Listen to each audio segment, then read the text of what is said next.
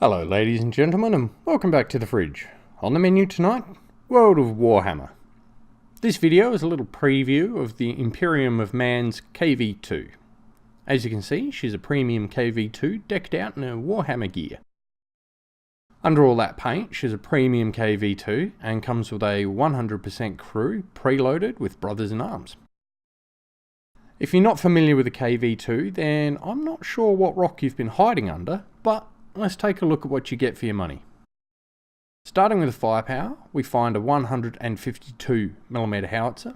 Now, most people only fire high explosive because the armor-piercing shell is only capable of penetrating 110mm of armor, while the high explosive round can penetrate 86.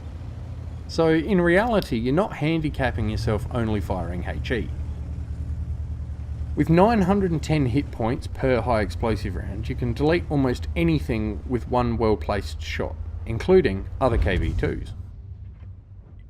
As we go through the figures, I'm going to assume that you have brothers in arms because the premium crew comes with that preloaded. The reload time is a whopping 22.5 seconds, although with vents and a rammer you can get that down to under 20. Aim time is 3.75, which is really slow. Accuracy is 0.56, which is really bad. So you need to be almost at point blank range, but don't forget about the explosion radius on the high explosive shell, which is 3.66 meters. Depression and elevation isn't too bad, with 7 degrees down and 12 degrees up.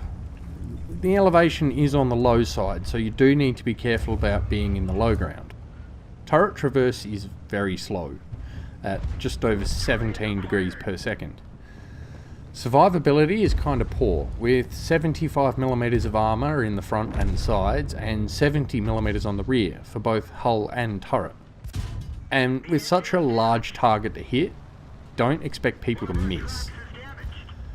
Mobility is also reasonably poor, with a top speed of 35 km an hour and a power to weight ratio of 11.32 horsepower per tonne.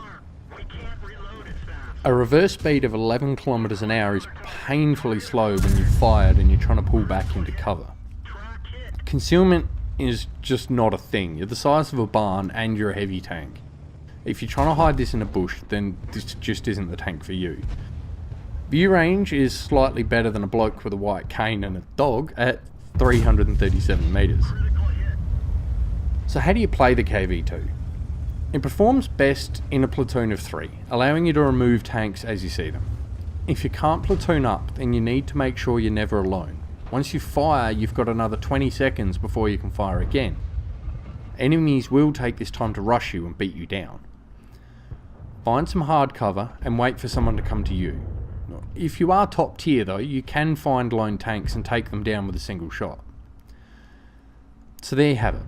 KV2 fancy paint job. You get a crew preloaded with brothers in arms, as well as the ability to earn more coin and train up your Russian crews. Now this baby will set you back around $40 Australian for the basic pack, which gets you the crew with brothers, a garage slot and a spiffy looking premium KV2. There are bigger packs that include the usual assortment of gold and boosters. Make sure you check out the gift shop if you want to take the fight to the bad guys on behalf of the Imperium of Man. As per usual, links to my Patreon, Discord and Twitch are in the video description, as well as to my best mate's GoFundMe page. A big thank you goes out to my Patreons, as well as to those of you that have donated to my mate's GoFundMe. Thanks for stopping by the fridge. I'll see you again soon.